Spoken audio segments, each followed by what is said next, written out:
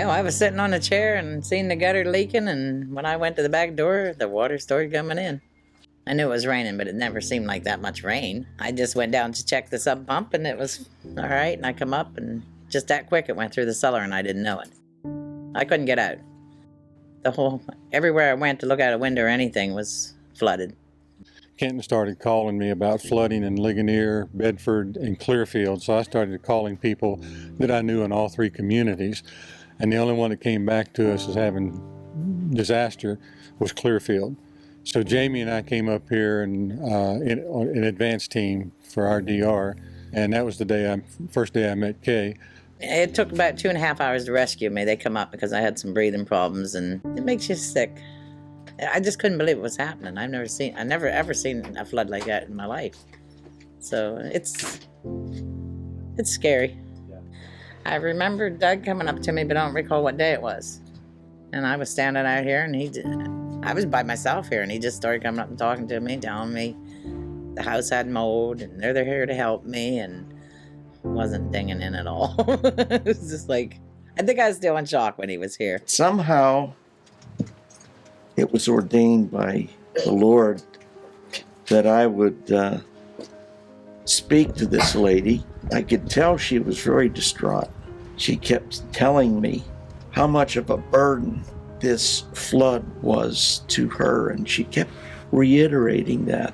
I said, there is a way that this pressure, this burden that you're carrying, you can give it to the Lord. He was saying about the Lord and stuff, and I just started asking some questions, and he just started explaining things, and then I was down there for about an hour, and it was so hot out, I thought, oh, I gotta sit down, but I really want to hear this, so I come up and sit on the porch here, right where I'm at now, and Jamie come up, and he started talking, and I pulled out my lighter, and I opened it up, and I flicked it, and I said, watch how long the spark lasts before the flame. And then he flicked that lighter, said, there's your life. And then he said, don't think of eternity in hell. I was like, and I think and then I just started listening to what he was telling me, and I just started understanding more.